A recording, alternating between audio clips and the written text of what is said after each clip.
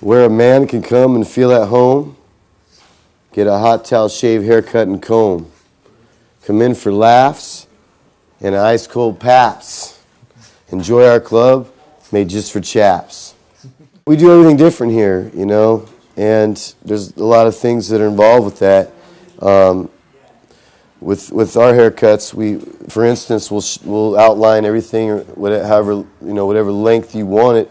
We outline everything first, whether it's a taper or it's a rounded off or blocked off and back.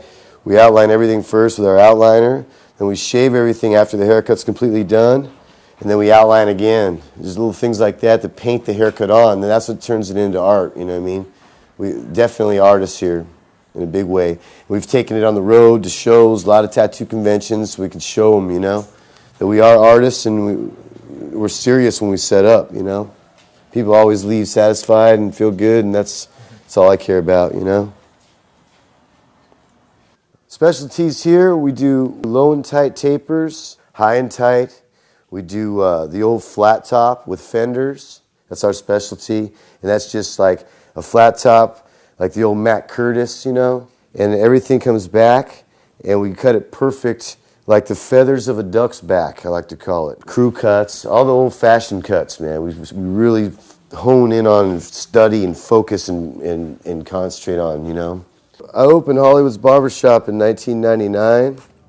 Before that, I was cutting at different shops, and I had my own combs made up before that had have straight razor, will travel, and had my pager number on it, and everyone would page me. I have like 20 guys at the tattoo shop waiting for me, and it just got so crazy that I had to open my own shop, and I worked at a bunch of other shops before that, and just had such a big following that it was inevitable, I mean, I couldn't really get a good haircut anywhere. No one used a straight razor anymore.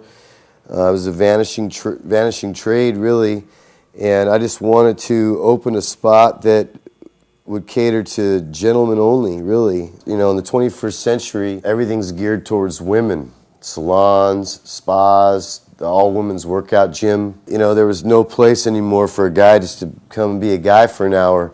We love women, but some doors are made for men to walk through, and I think barbershop's one of them, What happened was, I personally blame it on the Beatles myself. When the Beatles hit the States, the barbers then were trying to keep up with the long shags, and they hung in there best they could, but they just couldn't do it. In the 70s, after that, people just kept letting their hair grow long. They were hurting, man. And after that, in the 80s, what happened then? Everything became unisex, frosted tips, and all of a sudden, for some reason, somehow, it was cool to go to the salon as a guy, and it really got ruined, man. And I've spent, my time and many years, pioneering the vanishing trade of barbering and getting it back to where it should be. You know what I mean?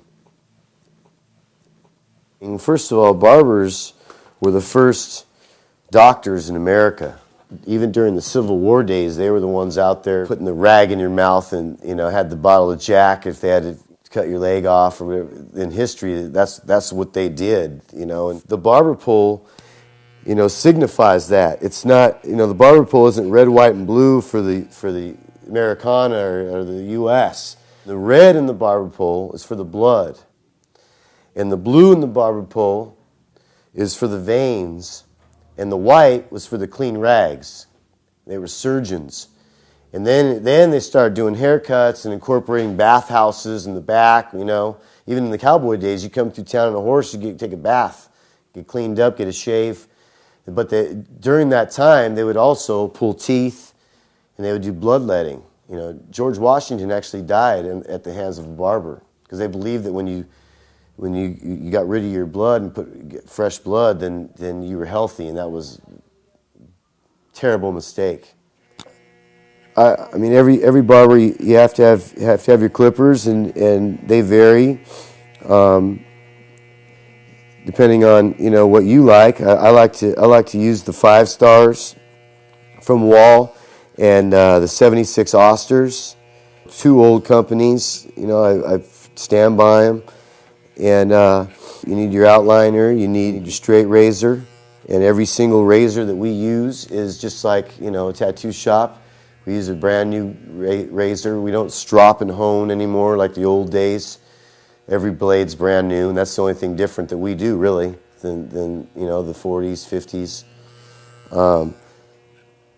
And a lot of it's, you know, clipper over comb, you know, and that's where the artist comes in. It's gratifying to make someone look good and feel good, you know. I love it. It's the only thing I'm really good at, I think, man. You know.